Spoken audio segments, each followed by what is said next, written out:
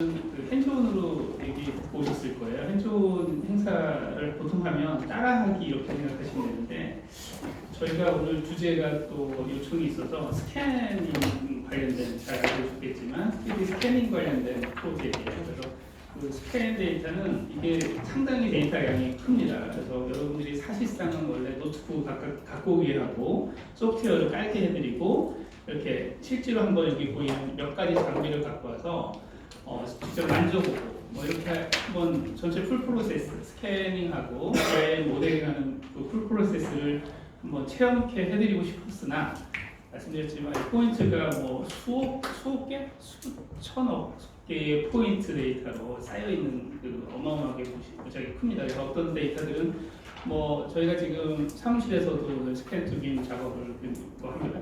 지금 6월이죠. 6개월, 7개월 동안 매일같이 두세 명이 작업을 하고 있는 프로젝트가 있는데 그런 프로젝트 같은 경우는 레빗이나 이런 스케치업 파일 안에 지금 포인트 클라우드를 끌고 들어오는 데만 하나의 파일이 기가 단위 막 그래요. 그럼 여러 개가 들어가거든요. 그래서 굉장히 큰 프로젝트니까 그걸 껐다 켰다 하면서 뭐 워크스테이션급 컴퓨터를 가지고 지금 하는데도 버벅거려서 컴퓨터를 벌써 몇 번이나 바꾸면서 업데이트하면서 하고 있습니다.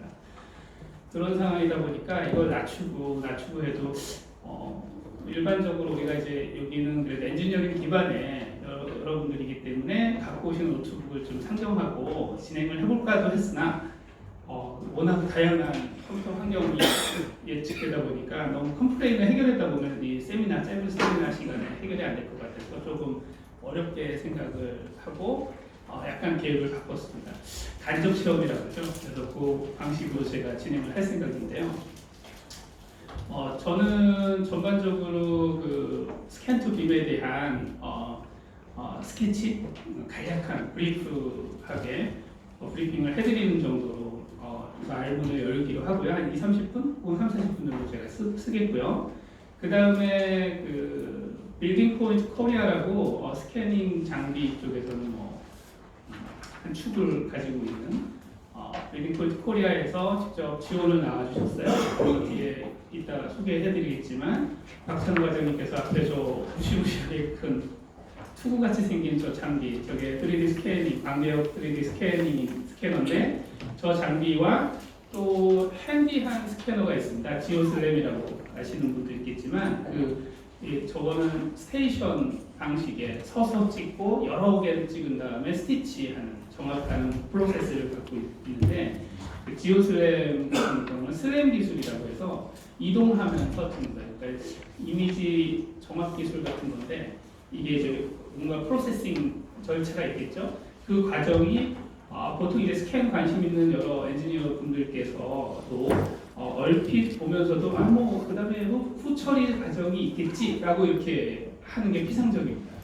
사실상 스캔 투 빔은 이미 벌써 저희 사무실에서도 6년, 7년 이렇게 해와서 많은 레퍼런스가 쌓여 있는 상태지만 그런 발표가 이미 식상해요. 계속 반복됩니다. 그래서 여기 각각의 기대가 달라서 좀 걱정은 되는데 스캔에 대한 이해가 충분하다 그러면 사실 옆에 강태혁 박사님의 아주 난리지 기반의 발표가 있으니까 자료 오셔도 좋을 것 같고요. 그래도 이제 처음 접하거나 혹은 조금 더 한번 알더라도 전체 풀 프로세스에 대한 간접 경험을 얻고자 하시는 분은 들어도 좋은 세션이라고 생각이 듭니다. 진행 절차를 한번 간략히 설명드리면 제가 브리프하게 하고 박찬호 과장님께서 스캐너를 광대 스캐너하고 지오슬램을 실제로 여기서 구현을 하는데 그 과정을 원하시면 같이 나와서 이 실 내부를 스캐닝할 겁니다. 근데 저 스캔한 데이터를 다시 컴퓨터로 끌고 들어와야겠죠. 컴퓨터 끌고 들어오는 과정과 그걸 후처리라고 하는 아까 프로세싱 작업이 있어요. 인덱싱하고 그걸 이제 정확하는 그 솔루션이 있습니다. 소프트웨어를 직접 열어놓고 그걸 실제로 작업하는 과정을 좀 보여드리려고 해요. 여러분께서 키보드를 두드리진 않지만 그 과정 전체를 보여드리려고 합니다. 그리고 이어서 그 작업, 스캔이 처리돼서 정합이 되는 과정이 지난하게 있다라고 하는 걸 학습이 되면 그 다음에 뭐가 돼야 되죠? 이 포인트 데이터는 포인트 클라우드라고 부르는 이 데이터는 말 그대로 이제 포인트로만 이루어지는 그 데이터예요.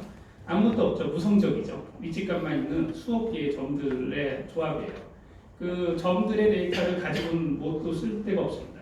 심지어 제가 이따가 좀 설명을 좀 몇 개 드리겠지만 아티스트들이 오히려 좋아합니다. 이 생겨먹은 모양이 아주 미스하고 그래서 그런데 이걸 기술적으로 이용하려면 기술 엔지니어링 툴로 옮겨가야 돼요. 쉽게 얘기하면 뭐 레빗이나 뭐 맥스나 그죠?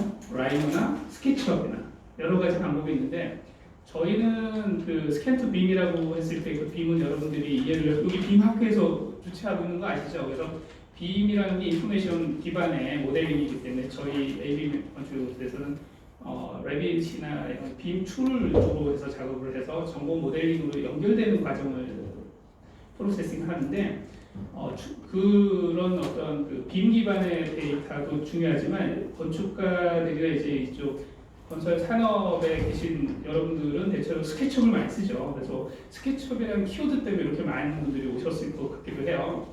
그쪽으로 또 아주 대명사인 엄경호 대표님이 세 번째 바톤을 받아서 점 데이터를 스케치업으로 어떻게 끌고 들어오는지 그러려면 이제 지오슬램이나 몇 가지 포인트 클라우드 소프트웨어에서 익스포트하는 어떤 확장적으로 익스포트할 거고 스케치업에서 어떻게 받아들여서 걔를 어떻게 배치를 하고 어떻게 핸들해서 어떻게 모델링할 것인지를 보여드릴 겁니다.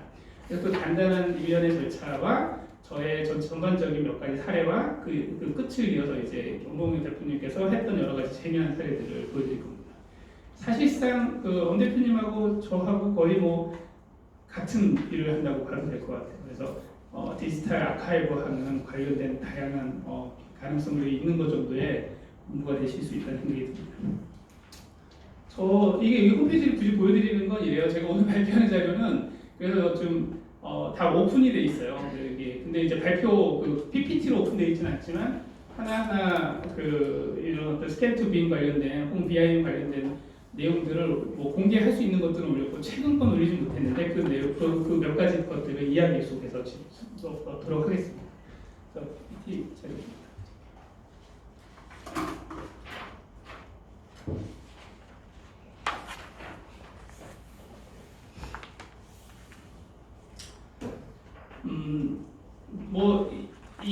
이런 것들을 한다 이렇게 여러 가지 사례 정도를 제가 많은 시간을 쓰는 건 좀 죄송해서 제가 하게 됐던 내용들이 그래서 짧게 넘어가겠습니다. 그래서 설계를 할 때 이렇게 리버스 엔지니어링이죠. 기존에 있는 건물들을 다시 컴퓨터 안으로 들어오는 것 이게 가장 핵심입니다. 그래서 3D 스캐닝 기술은 우리가 2D 스캐닝을 대별해서 생각해 보면 쉽죠. 2D는 2디멘셔널한 물리적인 거를 버추얼한 세계로 끌고 들어오는 거예요. 그렇죠? 3D 스캔은 우리가 살고 있는 3차원 3D 공간을 3차원 버추얼 공간으로 끌고 들어오는 행위죠. 그 형태 전체를 끌고 들어오는 작업에 관련된 내용이고요. 그래서 관련된 내용들이 거의 아까 홈페이지나 이런 쪽으로 연결해서 보실 수 있다. 이 내용들도 뒤에 엄 대표님이 비슷한 사례들을 아주 저보다 더 좋은 사례들을 경쟁업체긴 하지만 많이 갖고 있습니다. 그래서 뒤에서 설명을 더 자세히 해줄 거라고 믿습니다. 소위 얘기하면 재생 프로젝트예요. 요거 하나 정도만 보여드릴까요? 처음에 이해를 못 하시는 분들, 처음 접하시는 분들 있을 테니까 요 비디오 하나를 보여드릴게요. 전부 각각의 PPT에는 다양한 정보들이 숨겨져 있는데 이거 한번 보시면 아주 이해가 될 겁니다. 스캐닝을 저 풍기극장이라고 이 극장을 재생 프로젝트이죠. 요즘 유행이죠. 재생 프로젝트를 하는데 건축가가 디자인을 하기 위해서 자기 디자인비에서 저희한테 의뢰를 한 거예요. 거기 가서 3D 스캐닝을 해달라. 그래서 저런 장비를 들고 가서 한 거예요. 그렇게 스캔을 하면 저런 포인트로만 돼 있지만 지금 보이는 건 뭐예요? 모델링이죠. 저게 스케치업 모델링일 수도 있고 레빗 모델링일 수도 있는 거죠. 그럼 거기에다가 현황에 있는 내용을 그대로 우리가 모델링하고 정보를 입력하는 방법으로 갈 수도 있겠죠. 다시 좀 꺼주시고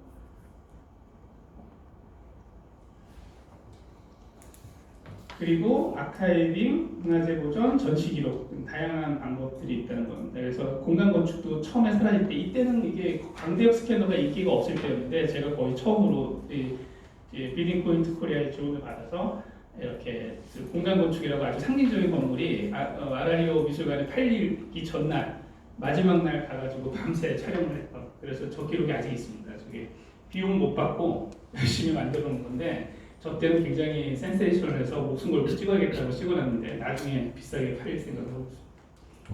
이렇게 그래서 모델링 했던 얘기고 뭐 여러 가지 보건축에 관련된 거 뒤에 같이 나오는데 이것도 이제 나바이 건축인데 이런 거는 이제 그 구조 안전 진단을 하기 위해서 구조 사무소에서 의뢰를 합니다. 실제로는 요즘은 저는 이제 건축 관련된 아카이브 그리고 공장이나 리버스 엔지니어링 그러니까 역설계를 하기 위해서 엔지니어링이 필요할 경우에 저희한테 의뢰를 받아서 제가 의뢰를 받아서 뭐 몇 달이고 스캔하고 모델링하고 뭐 검수하고 이런 과정을 받는데 이제 그 장비라는 건 장비를 사면 되는 거예요, 그죠? 그 업체들이 수요가 늘면 그 장비를 사갖고 뭐 그걸 이제 직접 운영을 해도 아무 문제는 없는 거죠. 그런 현상들이 조금씩 늘어나고 있고 특히 이제 삼성이나 이런 데는 이제 현장에서 리버스 엔지니어링이 거의 뭐 매일 몇 대를 사가지고 돌리죠. 매일 몇 달이 몇 년이고 그런 방식의 운영이 있는데 구조사무소도 이제 어떤 때는 본격적으로 좀 구매를 하고 진행을 하더라고요. 이렇게 구조안전진단이 오면 이제 스캔이 하나씩 의무로 들어가더라고요. 그 구조안전진단을 한다라는 건 보존 가치가 있거나 그걸 다시 뭔가 재활용하기 위한 현황의 취득이 현황 정보의 취득인데 스캔은 꼭 필수가 될 수도 있어요. 그래서 저희가 이걸 다 레포팅을 해준 케이스인데 구조사무실을 이것도 하나만 보여드릴게요. 그래서 이 경우는 그 좌굴되어 있는 그 기둥에 담겨 있는 석가래 이런 것들을 내부 천장까지 다 들어가서 하나하나 모델링하면서 이게 좌굴되는 정도를 다 레포트해서 보고서를 제출한 케이스입니다. 이렇게 뭐 당연히 뭐 이렇게 3D 뷰를 딱 놓으면 이 노란색은 모델링된 거고 점 데이터는 3D 프린트고요, 그죠? 자유롭게 돌아다닐 수 있습니다. 뒤로 후쪽 좀 넘겨봐 줄 수 있을까요? 좀 긴 데이터인데 뒤에 이제 이것도 역시 그 홈페이지 가면 이런 어떤 이런 모양들을 놓고 이 포인트 클라우드거든요. 이걸 단면도 평면도를 다 잘라가면서 이 모델링을 하는 거예요. 뭐 별게 아닙니다. 저는 표현을 이제 디지털 노가다라고 명칭을 합니다. 굉장히 힘들어요.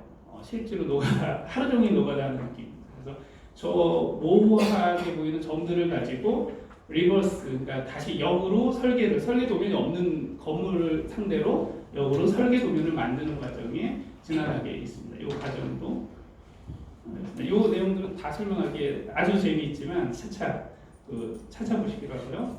고맙습니다. 홈페이지에 링크가 다 되어 있습니다. 이 전시, 온그라운드 제가 전시를 한 적이 있어요. 전시를 했는데 전 건축 설계를 주로 이렇게 하는 사람인데 디자인을 하고 이 작업을 갖다가 영광스럽게 건축 전문 전시관에서 초대를 받아서 전시를 했는데 설치 작업이 많거든요. 설치를 어렵게 몇 날치를 했는데 그게 또 사라지는 게 아까운 거야. 그래서 열심히 스캐닝 해가지고 보존을 해놨어요. 근데 이 뒤에 또 나오고 역시 또 제 경쟁 업체인 또 얼명호 대표님께서 똑같은 장비를 갖고 있어요. 저희도 스캐너를 갖고 있고 또 재미난 거 있다 소개해드릴 텐데 그 메타포트나 3D 360도 그 이미지 스캐닝 장비가 있습니다. 그거는 이 공간을 똑같은 방식으로 촬영하는데 얘는 사진 위주로 잡는 거예요. 적외선 촬영 기법으로. 그리고 이 공간이 3차원 물리적으로도 액큐러시가 확 떨어지지만 잡히면서 동시에 이미지로 이 공간이 VR, AR이 될 수 있는 VR 장치로서 사용할 수 있는. 그래서 내부 공간을 자유롭게 돌아다니니까 이런 전시 공간에서 이 기록을 매번 사라지는 전시에 자기한테 굉장히 소중한 포트폴리오일 이 전시를 항상 기록을 해서 남겨놓고 URL 하나 클릭하면 누구나 가서 이걸 볼 수 있는 거죠. 이 관련돼서 저희가 아까 그 풍계극장 사례를 보여드렸는데 지금 저는 그 군산에도 굉장히 큰 건축가들이 작업하는 재생 프로젝트인데 그것도 메타포트와 3D 스캔 모두를 다 완성해 놓은 상태예요. 그리고 또 백사마리라고 마지막으로 사라질 달동네가 있어요. 그 공간에 대해서도 사라지는 게 너무 안타까워서 건축가 분들이 의뢰가 돼서 저랑 같이 작업을 하기로 해서 지금 열심히 작업 중에 있고요. 굉장히 큰 넓은 공간이죠. 한 15,000평 정도 되는 공간인데 그 둥덕이죠. 옛날에 이렇게 사라지는 그 재개발될 사라질 공간 마지막 공간인데 그 공간을 아카이브하고 걔를 이제 하나씩 다 두 가지죠. 하나는 사진 이미지 그리고 3D 이미지 공간 스캐닝 그리고 포인트 클라우드 기반의 광대역 스캐너를 사용한 공간 레이저 스캐닝 이 세 가지 그리고 드론을 하고 다큐멘터리 영화를 찍습니다. 그래서 저희가 융합 아카이브 전문 회사로 이렇게 몇 가지 포트폴리오를 지금 만들어가고 있는데 그 영화도 같이 제작을 하는 걸로 해서 계약을 하고 있습니다. 그런 작업들은 단지 이게 전밖에 없는 단순한 것들의 모음이었는데 아까 느낌에 이 사활용도가 굉장히 넓은 거예요. 정말 소위 무궁무진한데 재미난 거는 얘는 한번 찍어놓으면 뭐 지붕 무너지면 없지만 남대문 사라지고도 스캐닝한 데이터가 있잖아요. 그 위에 지붕 불타고 나서 그런 것들도 영원히 남겨져 있는 디지털 데이터인 거죠. 그래서 VR로 활용한다든지 단지 지금 활용 수단이 없지만 얘는 언제 어느 때라도 그 기술이 좋아지면 좋아질수록 그 원본 데이터를 재활용할 수 있겠죠. 그죠? 그 가치가 굉장히 크더라 이런 생각을 갖고 있습니다. 다양한 활용에 대한 얘기를 제가 브리프하게 얘기를 하는 겁니다. 뭐 면적 오랫동안 한 30년 아니지 한 60년 정도 모르겠습니다. 기억이 잘 안 나요. 오래된 아파트인데 이게 뭐 이렇게 재건축인가 재개발인가 하면서 약간 좀 변동되는데 자기가 살아왔던 기억과 실제 공부상의 면적이 다르다고 비용을 들여서 아파트 전체를 다 스캐닝해서 정확한 면적을 이건 자로 이렇게 재는 거에 비하면 뭐 액큐레시가 엄청나게 좋죠. 그 과정에 대한 설명도 포함이 됐을 것 같은데 뒤에 설명이 있을 수 있을 겁니다. 얘는 굉장히 묘하게 찌그러져 있죠, 이런 거. 이거 굉장히 가장 작은 의뢰인데 재밌어서 한번 참여했어요. 이게 뭐냐면 여기에 인테리어를 했는데 몇 평이라고 했더라? 뭐 예를 들어서 한 25평이야 인테리어. 근데 평당 500만 원 이런 거야 인테리어비가. 뭐 평당 300만 원, 평당 200만 원. 근데 평당 300만 원, 200만 원 이렇게 얘기를 했을 때 그 인테리어 업체가 이거 22평인데 예를 들어 24평이라 그런 거야. 근데 자기가 보기에는 22평인 거야. 뭐 이런 거죠. 그래서 2평이면 얼마죠 벌써? 한 500만 원 정도 차이나? 하여튼 뭐 얼마 정도 차이 났어요. 그러니까 이거 들고 가서 한 100만 원에 할 수 있으면 남는 거야. 밑줄 본전이거나. 그래서 재서 수익을 한 300만 원 남겨먹어. 그래서 이거 재봤더니 22평 아닙니까? 해가지고 좀 이런 아주 간단한 작업들부터 다양합니다. 이것도 재미난 사례예요. 그 아트센터가 인천에 아트센터가 이제 포스코 건설에서 있는데 이제 뭐 한 회사에 대한 문제가 아니라 건물은 설계된 대로 100% 애큐레이트하게 지어지기 어렵죠. 상식적으로. 특히 콘크리트는 막 밀리고 막 이러지 않습니까? 막 굉장히 그 큰 공간을 특히 만들 때는 그런 불안이 있습니다. 이 큰 공간을 만든 다음에 골조를 쳤는데 인테리어를 붙이려니까 마감재도 비싸고 공법도 어렵고 구체예요. 이렇게 비정형이야. 걱정이 돼서 스캔을 다 했더니 역시나 여러 가지 곳에서 돌출되는 간섭이 많이 발생한 걸 확인하고 일일이 다 업데이트해서 스캐닝하고 BI 모델링해서 그 비정형 쉐입을 전체적으로 다 바꿨던 사례입니다. 이것도 재미난 영상인데 이건 생략하겠습니다. 이렇게 이런 것들이 다 돌출된 것들을 이런 보호를 잘라내면 안 되잖아요, 그죠? 클래퍼란 거죠. 이런 것들에 대해서 그렇습니다. 그래서 이렇게 레포트에서 새로운 디자인을 해드려서 공사를 잘 마무리했던 그런 사례들. 뭐 그래서 이제 뭐 하지 작업 같은 것들 할 때 효용을 보는 거죠. 효용을 실제로 공사를 할 때 어떤 효용이 있을지를 다 따져가면서 하지 작업들에 대한 선 모델링을 하는 거예요. 매핑 인포메이션 모델링이죠. 현장 사진이랑 이게 콜라져 있는 겁니다. 이런 것도 비정형이고 3차 공면인데 이 하지 작업들을 미리 선 제작하기 위해서 시뮬레이션 하려니까 생겨먹은 골조에서 어떻게 할지에 대한 왜냐하면 도면하고는 다르니까 현황이 그 작업들을 다 모델링해서 이렇게 넘버링해서 했던 거고요. 이건 저희 사무실 건물인데 죄송합니다. 다른 건물입니다. 뭐 관련된 여러 가지 가능성들이 있다는 얘기고 이건 제가 하다 보니까 BIM 기반으로 많이 하다 보니까 시공을 몇 개 해봤어요. 직접 시공 소장님을 파견해서 현장에서 실제로 작업을 하는 과정에서 스캔을 활용했던 몇 가지 사례들을 넣었고 특히 이제 우리가 BIM 모델링 할 때 가장 좋은 점은 에즈빌트 팔로우업을 할 수 있다는 겁니다. 아까 그 포스코 건설에서 했던 그 뭐죠? 그 아주 잘 지어진 그 아트센터 그 건물 같은 경우도 그랬지만 지어지는 과정에도 필요하다는 얘기를 드리는 거예요. 뭔가 오래된 것만 하는 것이 아니라 지어지는 과정에도 스캔을 많이 합니다. 특히 인테리어 업체들한테 연락이 많이 와요. 큰 건물을 하는데 뭐 복합센터라든지 이런 거 할 때 인테리어 부서가 따로 있잖아요. 그 건설사에는. 그러면 이제 골조 쳐놓은 부서에서는 지들은 이렇게 자기 할 일 다 있으니까 인수인계하면 다시 전문적으로 그 인테리어 부서 애들은 전부 다 그걸 가서 다 자질을 해오는데 많은 인력을 씁니다. 그럴 때 계속 반복되는 그 과정에서 스캔 업체를 옆에 두거나 스캔 부서를 두면 어떻겠는가 이런 니즈가 있어요. 그래서 팔로우를 하는 거죠. 그러면 이제 거기에 맞춰서 고가의 비싼 인테리어 자재를 수입하거나 지급하기 위한 선 시뮬레이션을 할 수 있죠. BIM 모델링 기반에. 그리고 이건 저희가 시공하면서 미리 BIM으로 시뮬레이션 했는데 가서 짓다 보면 또 틀려집니다. 거의 제대로 딱 그대로 된 일이 없어요.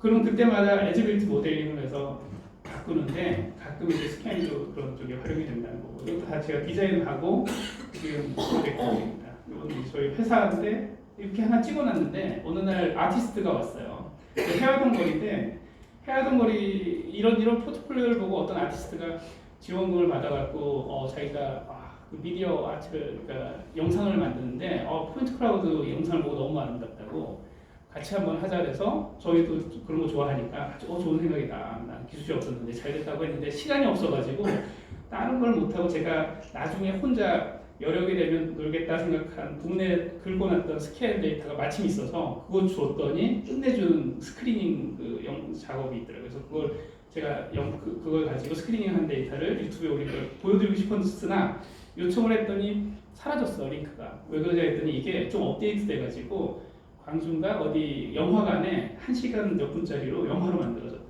그래서 곧 이 스캐닝 데이터가 영화관에 많이 만들어질 거예요. 그리고 아까 말씀드렸지만 그 백사마을 같은 경우는 작지 않은 프로젝트거든요. 그거 이제 제가 그 건축 영화 하시는 문수목 감독님이 있는데 같이 아까 복합 융합 영화로 찍는다고 했잖아요.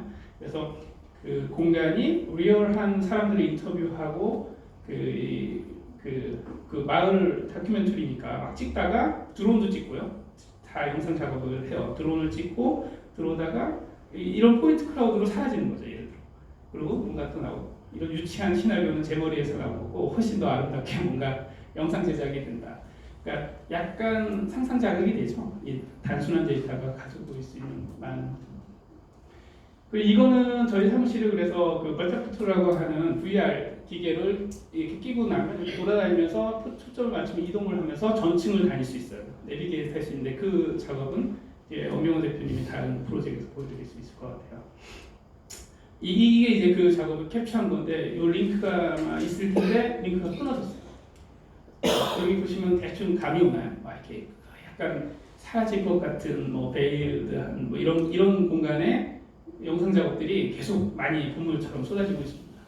특히 지난주에는 우리 역시 빌딩 포인트 도움을 받아가지고 동굴 스캔을 한번 했어요. 그 동굴 스캔이니까 아카이브 문체부에서 하는 거구나 하고 갔는데 봤더니 정말 포스가 남다른 남녀가 딱 오더라고. 한 명은 촬영 감독이고 한 명은 음향 감독 그리고 한 명은 작가, 미디어 아티스트. 그것도 미디어 아트더라고.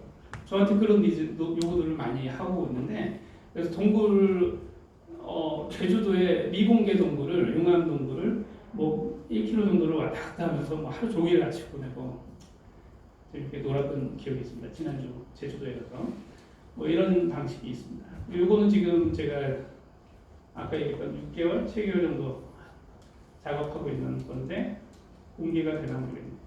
그래서 이게 이제 이따 만져보실 지오슬램 그리고 이게 저 옆에 거대해 보이는 이 굉장히 이게 모든 스캐너가 이렇게 크지 않습니다. 큰 이유가 뭘까요? 이 시대에 커야 되는 이유가 불편해요. 되게 무거워. 근데 이게 효용이 있는 건 가장 정확하기 때문이에요. 에큐리시가 떨어지는 프로젝트는 상관없습니다. 이럴 필요 없어요. 지오슬램이나 다른 프로젝트들을 쓸 수 있습니다. 그리고 이게 아까 얘기했던 메타포트 그래서 아까 영상 3D 같은 공간을 도대체 몇 가지로 찍는지 모르는 거예요. 그래서 이 뒤에 보여드린 이거는 뭐 지금 5가지 장비를 쓰고 6가지 장비를 쓰고 있어요. 스캐너도 이게 TX8인데 TX5를 쓰고 지오슬랩을 쓰고 메타포트를 쓰고 360도 카메라를 쓰고 드론을 써요. 그것도 모자라서 계속 가요. 끝없는 지리하게 싸웁니다. 이건 이따 아마 체험하실 그런 장비. 이게 아주 일부예요. 일부. 이게 아주 일부입니다.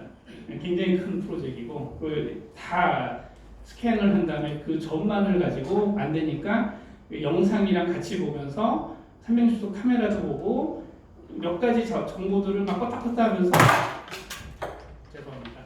껐다 켰다 하면서 이 작업들을 하고 있습니다. 그냥 넘겨도 될것 같아요. 소스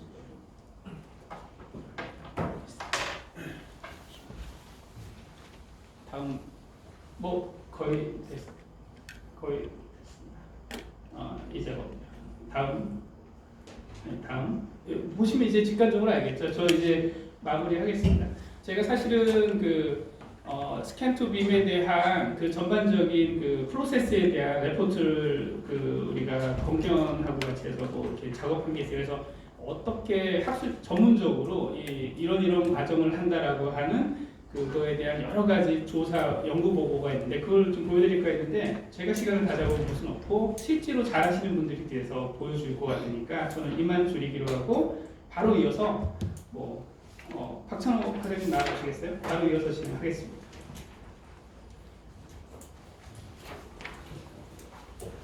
약간 그 장비가 여기저기 있고 하니까 조금 운영에 매끄럽지 않은 부분에 대해서는 혹 있더라도 이해 부탁드리겠습니다.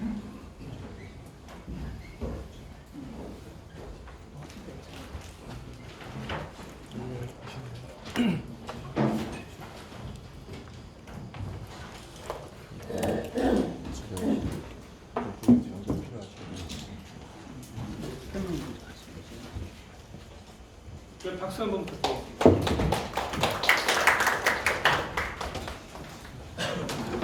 네, 안녕하십니까. 빌딩 포인트 코리아의 박찬호 과장입니다. 저는 3D 스캐너로 데이터를 취득하는 과정이고, 그다음에 아까 김호중 대표님이나 권병훈 대표님은 3D 모델링이라든지 아니면 설계하는 작업에 대해서 설명해 주셨는데, 저는 시공 현장에서 이걸 어떻게 활용하는지 그런 부분에 대해서 간단하게 설명드리겠습니다.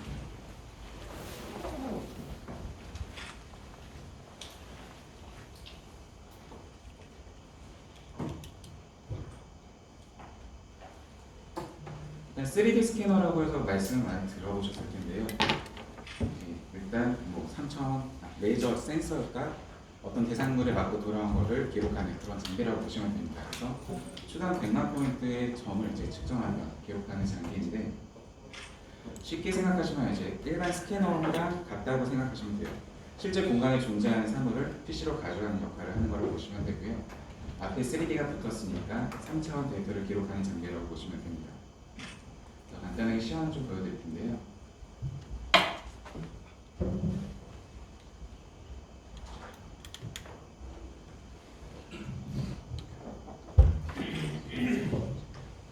일단 서서 진행하겠습니다.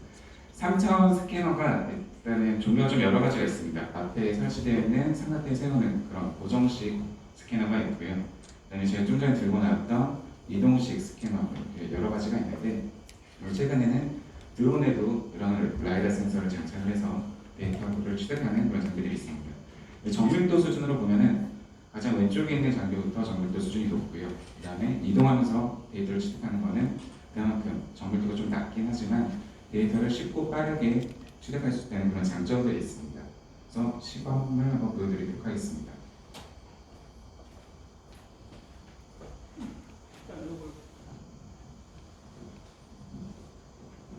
이런 고정식 스캐너는 일단 운영 방식이 굉장히 간단합니다. 앞에 보시면은 이제 스크린이 주어져 있고요. 여기서 버튼이 총 5개가 있는데 여기서 얼만큼 디테일하게 데이터를 취득할 것인가 이런 부분들을 설정을 해주시고요. 그리고 스타트 버튼인데 이 버튼만 한번 눌러주시면 그냥 데이터를 기록합니다. 굉장히 간단하죠? 이게 설정이 뭐 생략된 게 아니라 실제로 허무하게 그냥 버튼 하나 누르면 되는 게 맞아요. 그래서 처음에는 수평축을 고정하는 그런 센서 고정을 좀 할 거고요. 그 다음에 가운데 렌즈가 굉장히 빠르게 돌아가면서 데이터를 취득하게 될 겁니다. 뭐 약간 구현을 하자면 그 뭐 제가 몇 번 설명을 여기서 드려서 이거 쳐다봐도 되나요? 네, 직접 봐도 네 돼요? 보셔도 돼요. 뭐 원래 안 되잖아요. 아니요, 레이저 등급이 굉장히 안전한 등급이어서 괜찮습니다. 보전에 엑스텐스 하이브. 그거는 이제 클래스 3라고 하는 레이저 등급이었는데 그건 좀 안 좋은 경향이 있었고요. 정말 안전도가 굉장히 좋은 클래스 1. 이게 업데이트된 요 앞전에 텍스 5 몇 년 된 그 프로덕트 제품이 있었는데 그거는 쳐다보면 이게 레이저가 너무 강하니까 직접 쳐다보는 거에 대해서 두려움이 있었거든요. 근데 얘는 그래도 보고 싶진 않은데 보셨어요? 이게 굉장히 빨리 돌잖아요. 영상 이게 왜 빨리 도냐면 이 원리가 이래요. 강한 레이저를 쏘잖아요. 그럼 이게 뭐가 있어요? 레이저는 하나만 찍고 오는 거예요. 레이저 포인트랑 같은 거야. 근데 한 점은 360 XYZ 값을 받죠. 그러니까 한 점을 갖고는 이게 세 개가 안 그려지니까 센 레이저를 계속 쏘면서 45도 미러를 놔요. 그럼 90도로 굴절되죠. 저놈을 찍는데 얘가 지금 봤죠? 보이지 않게 굉장히 빨리 돕니다. 이게 빠른 레이저가 45도로 있는 반사경에 빠르게 돌면 어떻게 돼요? 버티컬리 360도로 이게 다 찍고 오겠죠. 굉장히 많은 점이. 이게 1초에 100만 포인트의 점을 취득해요. 100만 개의 점을 찍는다. 근데 걔가 지금 허리전틀하게 또 360도 돌았죠. 그럼 어떻게 돼요? 이건 시간에 따른 거죠. 1초당 100만 포인트로 설정을 했으면 얘가 10분이면 얼마죠? 100만 포인트 곱하기 60초 곱하기 10분이죠. 뭐 몇 개 손 맞죠? 근데 그거를 30분으로 찍을 수도 있는 거예요. 애큐레이트하게 하고 싶으면. 네, 말씀 설명 굉장히 잘 해주셨는데요. 가운데 보시면 거울이 이제 45도 꺾여진 상태로 존재를 하게 되어 있고요. 안에 센서에서 초당 100만 포인트 점을 이제 쏘고 있습니다. 그게 거울에 반사돼서 앞으로 나가는 건데 가운데 렌즈가 회전을 하게 되죠. 그러면은 초당 100만 포인트니까 점점점점 하면서 라인을 그리게 됩니다. 그 라인이 수평축으로도 회전하니까 360도 데이터를 취득하는 그런 원리가 되겠고요. 얘는 그 카메라랑 같다고 생각하시면 돼요. 카메라로 사진을 찍었을 때 노출된 데이터만 이제 취득을 하게 되죠. 그래서 안 보이는 부분은 이동을 해서 이제 찍으셔야 됩니다. 마찬가지로 얘도 노출된 면만 3차원 정보를 취득하기 때문에 어떤 뒤편에 대한 데이터라든지 이런 부분들은 이동을 하면서 데이터를 이제 취득하실 수밖에 없는 거고요. 그다음에 제가 이제 지금 앞에 꺼내놨었는데 저런 이동식 스캐너는 그냥 가리시면서 찍으시면 됩니다. 그래서 앞에 구동되는 걸 잠깐 보여드리겠습니다.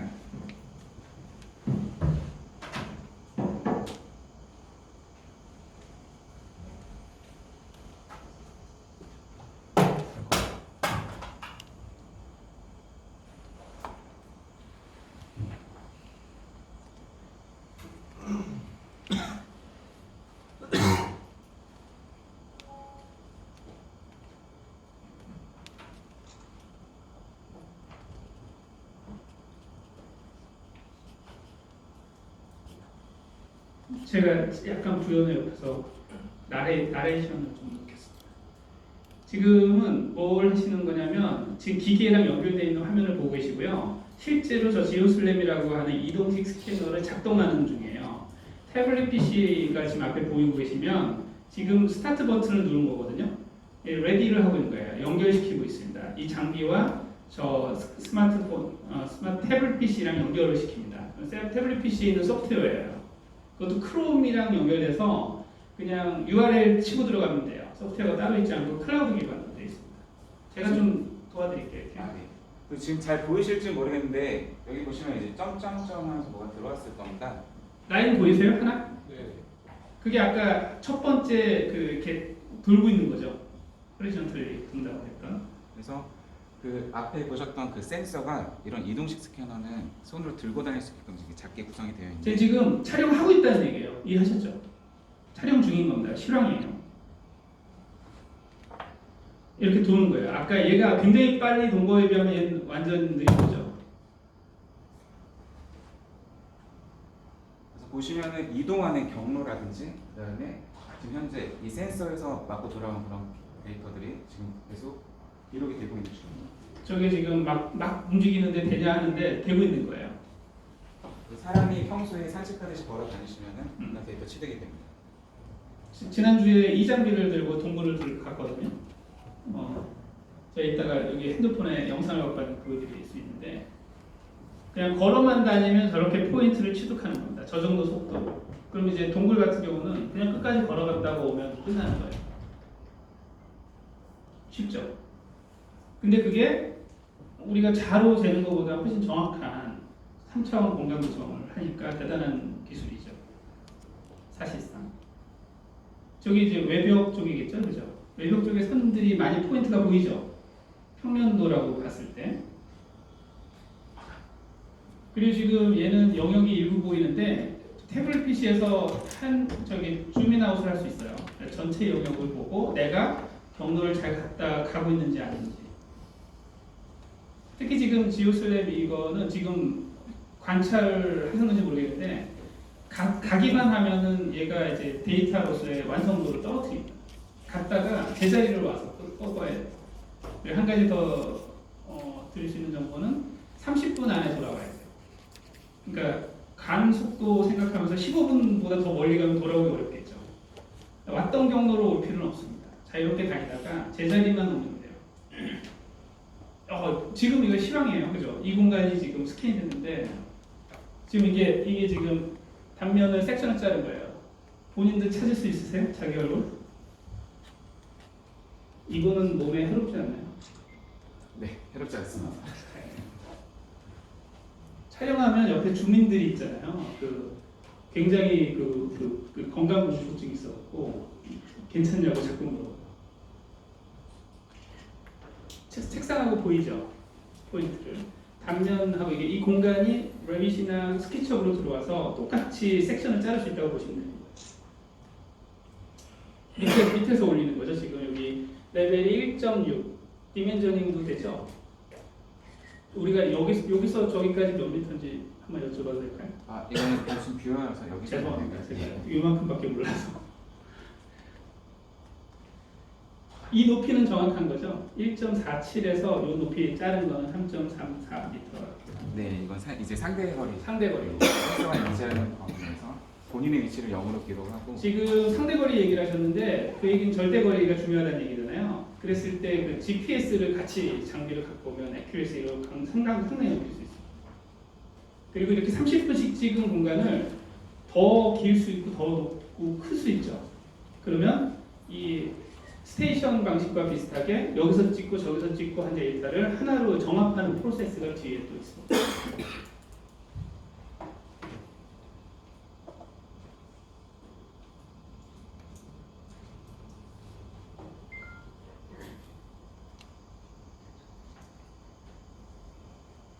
그래서 앞에 보여드렸던 것처럼 이제 스캔 데이터라는 것이 취득하게 되면은 3차원 형상이 이제 나타나게 되는데 이걸 단순하게 형상 정보만 가지고 있는 게 아니라 저희는 정확한 위치 정보를 결합해서 어떤 데이터로서 이제 기록을 하고 그걸 응용해서 어떤 형상을 사용하고 있는 것들을 이제 다시 설명드리겠습니다.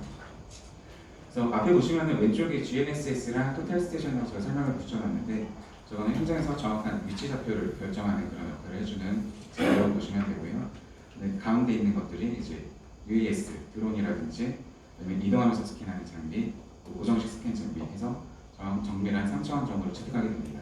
이거를 만약에 설계 도면이나 모델이 있다 그러면은 서로 중첩을 시켜서 어떤 편차 정보를 이제 확인할 수가 있고요. 뭐 오래된 고건축물이나 이런 경우에는 도면이 없다 보니까 3차원 형상 정보를 이용해서 정확한 도면을 또 설계할 수가 있습니다. 그래서 며칠 전에 제가 이 공간에 와서 데이터를 다 떠봤습니다. 그래서 현장에서 취득한 데이터가 제 하나로 뭉쳐져 있는 거고요.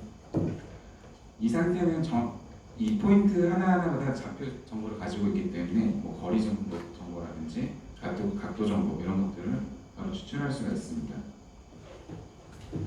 그리고 이 실내 공간을 제가 좀 임의로 분류를 좀 해봤거든요. 소프트웨어에서 지원하는 범위 내에서 자동으로 뭐 천장이라든지 바닥이라든지 벽체라든지 그다음에 테이블은 인식할 수 없는 객체, 불필요한 객체로 해서 좀 색깔별로 분류를 좀 해놨고요. 제가 여기서 간단하게 할 수 있는 것들을 좀 해봤는데 바닥에 대한 평평도를 한번 분석을 해봤습니다. 그래서 이 공간하고 앞에 복도, 바닥을 전부 다 합쳐서 어느 정도 기복 변이가 있는지를 이제 분석한 사례가 되겠습니다. 현장에서 그리고 이 부분 이제 한양대학교 NEP 실험실에서 이제 데이터를 채택했는데요. 거기서 천장에 있는 NEP 시설물들